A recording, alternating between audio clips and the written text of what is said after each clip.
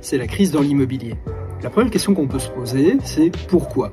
La réponse, elle est beaucoup plus large que l'immobilier en France en 2023 et en 2024. Il faut aller regarder un contexte plus global, qui est celui de l'inflation dans le monde depuis plusieurs années. Pour réagir à cette inflation, les banques centrales, et donc en Europe la Banque Centrale Européenne, ont augmenté leur taux directeur. Par exemple, la Banque Centrale Européenne a réalisé 10 hausses entre juillet 2022 et décembre 2023. La conséquence, en France, c'est que les taux des crédits immobiliers ont quadruplé. Les acheteurs, qui évidemment s'endettent pour la plupart, ont vu leurs conditions d'octroi de crédit être beaucoup plus difficiles, leur pouvoir d'achat largement diminué.